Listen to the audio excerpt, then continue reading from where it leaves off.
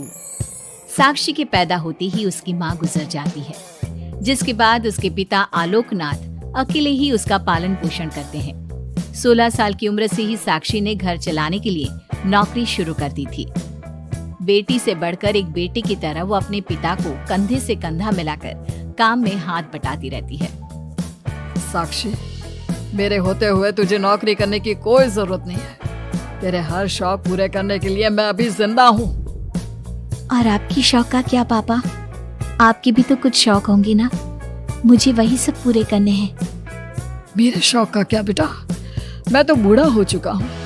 मेरे शौक तो तेरी माँ के साथ ही कब के मर चुके हैं। अब तो सिर्फ एक ही सपना है मेरा कि जल्दी से किसी अच्छे लड़के को देखकर तेरी शादी करा दूं। क्या पापा, आपकी हर बात मेरी शादी पर आकर ही क्यों अटक जाती है? अगर मैं चली गई तो आपका ख्याल कौन रखेगा? इसलिए मैं आपको छोड़कर कहीं नहीं जाऊंगी। अरे बेटा, एक ना एक दिन हर लड़के को जाना ही पड़ता है, तुझे भी जाना तो होगा ही। अपने पिता की बातों से निराश होकर साक्षी अपने रूम में चली जाती है। पिता से दूर होने के ख्याल से ही वो फूट फूट कर रोने लगती है। कुछ दिनों के बाद, आलोकनाथ जी, हमारी नजर में एक लड़का है। उसके पास बंगला, कार, सब कुछ है। सुना है करोड़पति लोग है वो।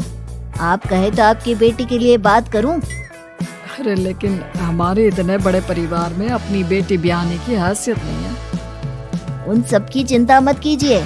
उन लोगों को दहेज वगैरह कुछ नहीं चाहिए। वो लोग तो सिर्फ अपने परिवार के लिए गुणी और संस्कारों से परिपूर्ण बहू चाहते हैं। अगर ऐसी बात है तो आप उन लोगों से मेरी बेटी के बारे में बात कीजिए। मेरी बेटी में वो सभी गुण हैं जो वो अपने परिवार की बहू के लिए चाहते हैं।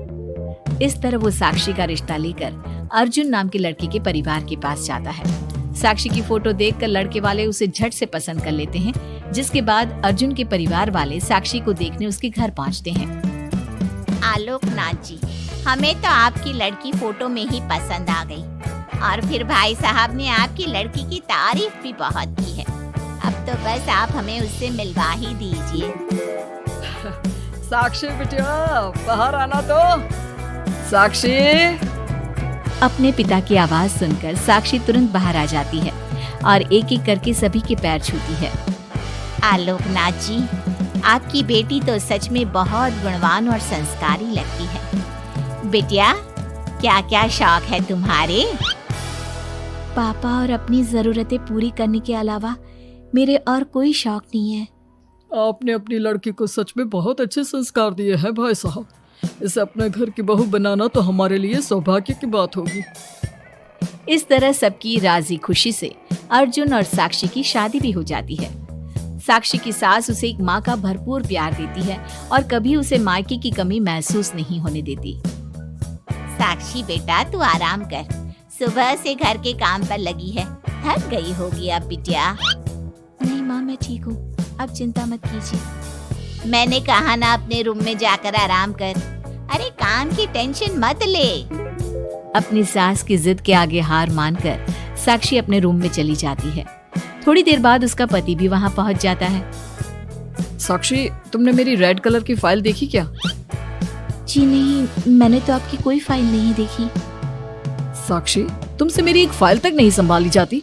1000 बार बोला है तुमसे कि मेरे सामान को हाथ मत लगाया करो। मेरी सुनती कहाँ हो तुम?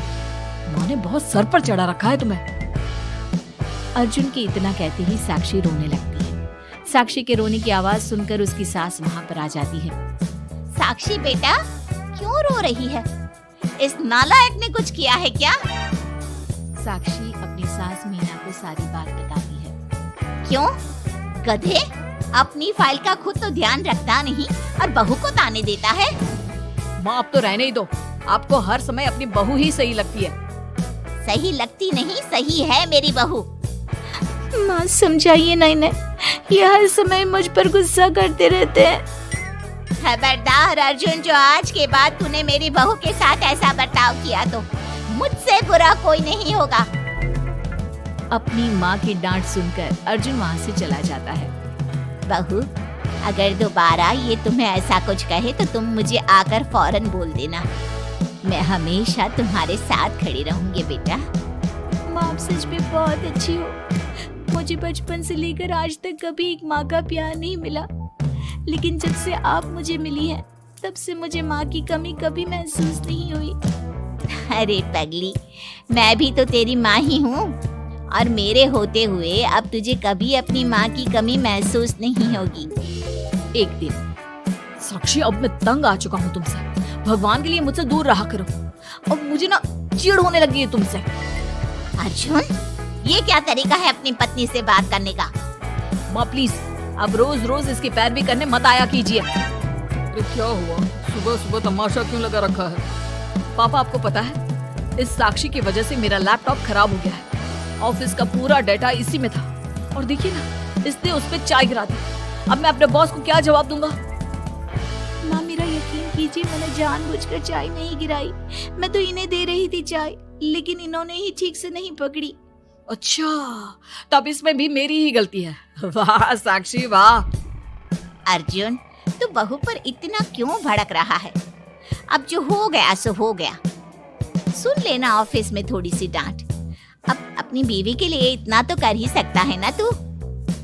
मैं आपके लिए दूसरा लैपटॉप ले आऊंगी, आप परेशान मत होइए। कोई जरूरत नहीं है उसकी, मैं खुद ले लूंगा। मेहरबानी करके अब मेरे सामान से दूर रहना। इतना कहकर अर्जुन वहां से चला जाता है, जिसके बाद साक्षी फूट फूट कर रोने लगती है। चुप हो जा बेटा, उसकी बातों का बुरा मत माना कर। अरे वो तो पागल है। मीना के इतना कहते ही साक्षी उसे कसकर गले लगा लेती है। माँ, आप नहीं होती तो मेरा क्या होता? मैं बहुत भाग्यशाली हूँ जो भगवान ने मुझे सास के रूप में मेरी माँ लौटा दी है। बेटा, जीवन में ये सब चलता ही रहता है, ऐसी बातों को दिल पर नहीं लगाना चाहिए। चल अब अपने आंसू पोंछ और मेरे साथ काम में हाथ बटा। इतना बोलते ही मीना रसोई की तरफ चल देती है। साक्षी भी अपनी सास के पीछे चल देती है और सभी बातों को भूलते हुए खुशी खुशी काम पर लग जाती है। मन ही मन साक्षी अपनी सास को हर जन्म में अपनी माँ के रूप में मांगने के लिए भगवान से प्रार्थना करती रहती है। ऐसे ही दिन बीतते रहते हैं। मीना हर समय ढाल बनकर अपनी बहू के लिए खड़ी रहती। तभी एक दिन पड़ोसी, मीना, तूने अपने बेटे के लिए ये कैसी बहू चुनी है जिसकी माँ उसके पैदा होते ही गुजर गई? अरे ये तो कुलक्षणी है। ऐसो के घर का तो पानी भी नहीं पीना चाहिए, और तूने उस घर से लड़की चुन ली। ये सब फालतू बातें हैं, ऐसा कुछ नहीं होता। मीना, तूने उस बिन माँ की बहू को बहुत सर पर चढ़ा कर रखा है। अभी भी वक्त है, संभाल ले उसे। कहीं ऐसा ना हो कि तेरे हाथों से फिसल जाए तेरी बहू। ये तुम लोग क्या बोल रही हो? मेरी बहू बाकी बहू जैसी नहीं है, वो तो कोहिनूर से भी कीमती है मेरे लिए।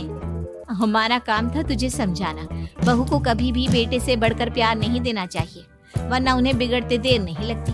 और यहाँ तो तेरी बहू बिन माँ की पली बड़ी है। न जाने उसके बाप ने कैसे संस्कार दिए होंगे उसे। चुप करो तुम लोग, मैं अच्छे से समझती हूँ तुम लोग मुझे मेरी बहू के खिलाफ भड़काना चाहते हो। देख मीना, हम तेरी सहेलियां हैं, तुझे भड़काकर हमें कुछ नहीं मिलने वाला, लेकिन बहू को इतना सर पर चढ़ाना ठीक नहीं। हमारा काम तो सिर्फ तुझे आगाह करने का था, बाकी मानना न मानना तेरी मर्जी। चल मीना, अब हम लोग चलते हैं, तू अपना ध्यान रखियो। इतना बोलकर सभी लोग वहाँ से चले जाते हैं, जिसके बाद मीना घंटों तक सोच में डूब जाती है और अपने बहू के प्रति इतनी सारी बातें सुनकर कहीं ना कहीं उसके मन में भी साक्षी के लिए हीन भावना जन्म लेती है। तभी वहाँ पर साक्षी भी आ जाती है। माँ जी, ये लीजिए चाय। रख दे और जा। क्या हुआ माँ जी, आप कुछ उखड़ी उखड़ी सी लग रही हैं। कहाँ ना जा यहाँ से, एक बार में तुझे सुनाई नहीं देता क्या? अपनी सास का बदला सा व्यवहार देख साक्षी तुरंत वहाँ से चली जाती है। अगले दिन, बहू, आ बहू, कहाँ चली गई? साक्षी! जी माँ जी। ये क्या, घर इतना गंदा कैसे हो रखा है? कभी हाथ पैर भी मार लिया कर इधर उधर। वैसे तो सारा दिन घर में नाचती रहती है। मैं अभी पूरा घर अच्छे से साफ कर देती हूँ माँ जी। एक हाथ में झाड़ू और दूसरे हाथ में बाल्टी लिए साक्षी चुपचाप घर के कामों में लग जाती है। शाम में, साक्षी, ऑफिस में मेरी कल बहुत जरूरी मीटिंग है, मेरे कुछ कपड़े प्रेस कर दो, मुझे कल जल्दी निकलना है। जी अभी कर देती हूँ। साक्षी अर्जुन के कपड़े प्रेस कर ही रही होती है, तभी उसके ससुर उसे आवाज लगा देते हैं, जिस पर वो भागते हुए उनके पास जाती है। और थोड़ी देर बाद जब रूम में आती है तो वो देखती है कि अर्जुन के कपड़े बुरी तरह से जल चुके थे। मैंने कहा था ना तुमसे कि कल ऑफिस के मीटिंग में मुझे यही कपड़े पहनने हैं, उसके बाद भी तुमने मेरे कपड़े जला दिए। मुझे माफ कर दीजिए, मुझसे गलती हो गई। ये कोई छोटी मोटी गलती नहीं है, समझ में आ रहा है तुम्हें? शोर की आवाज सुनकर अभय और मीना भी वहाँ पहुँच जाते हैं। क्या हुआ, तुम दोनों लड़ क्यों रहे हो? पापा देखिए ना, इसने मेरी नई शर्ट जला दी जो मैं कल मीटिंग में पहनने वाला था।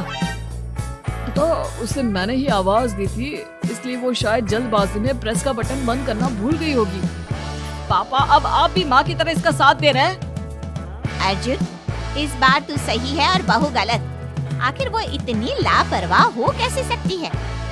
माँ जी प्लीज मुझे माफ कर दीजिए।